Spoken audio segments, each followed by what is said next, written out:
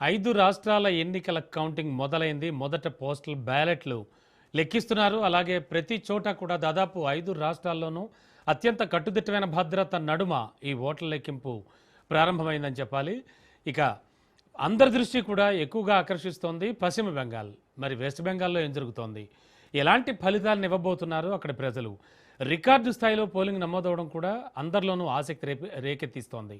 ఇక ఇదే అంశానికి సంబంధించి మరింత అదనపు సమాచారం విశ్లేషణ అందించడానికి మా కరెస్పాండెంట్ కిరణ్ సిద్ధంగా ఉన్నారు. కిరణ్, వెస్ట్ బెంగాల్ అంటే అందరి దృష్టి వెస్ట్ బెంగాల్ వైపే ఉంది ఇప్పుడు. ఎందుకంటే అటు ఎప్పటి నుంచో వేళ్ళూనుకున్న టీఎంసీ గవర్నమెంట్, టీఎంసీ పార్టీకి సంబంధించి కావచ్చు, మమతా బెనర్జీ మీద ప్రజలు చూపిస్తున్న ఆదరణ కావచ్చు, అండ్ ఇప్పుడు బీజేపీ తన ప్రభని చాటుకుంటూ వస్తోంది దేశవ్యాప్తంగా. ఈ నేపథ్యంలో పశ్చిమ బెంగాల్లో ఎవరు గెలుస్తారు? సిచ్యువేషన్ ఎలా ఉండబోతోంది? ప్రస్తుతానికి కౌంటింగ్ అయితే సిచ్యువేషన్ ఏంటి? 5 రాష్ట్రాల ఎన్నికలు గత నెలలో జరిగిన నేపథ్యంలో ఈరోజు కౌంటింగ్ ప్రక్రియ ప్రారంభమైంది. ముఖ్యంగా మనం చూసుకున్నట్లయితే ఉదయం 8 గంటలకు ముందుగా పోస్టల్ బ్యాలెట్ను లెక్కించిన అనంతరం ఈవీఎంల కౌంటింగ్ కూడా ఉంటుంది.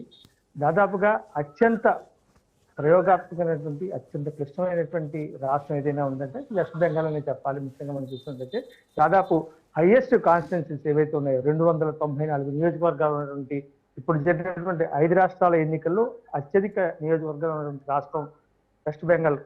సో ఈ రోజు జరుగుతున్నటువంటి ఈ కౌంటింగ్ ప్రక్రియ నేపథ్యంలో 293 నియోజకవర్గాలకు, ఎందుకంటే పాల్తా నియోజకవర్గంలో జరిగినటువంటి అల్లర్లు, రీసెంట్ గా జరిగినటువంటి అల్లరి నేపథ్యంలో అక్కడ మళ్ళీ రీపోలింగ్ కి కేంద్ర ఎన్నికల సంఘం ఆదేశాలు జారీ చేసిన నేపథ్యంలో 293 నియోజకవర్గాలకు మాత్రం ఈరోజు కౌంటింగ్ జరుగుతుంది. అయితే ఇది సంబంధించి మ్యాజిక్ ఫిగర్ నిన్నటి వరకు కూడా అందరూ 148 అనుకుంటే ఇప్పుడు 147 మ్యాజిక్ ఫిగర్ ఎవరు సాధిస్తే వాళ్లే రాష్ట్రంలో సీఎం అవుతారని చెప్పి స్పష్టం అవుతుంది.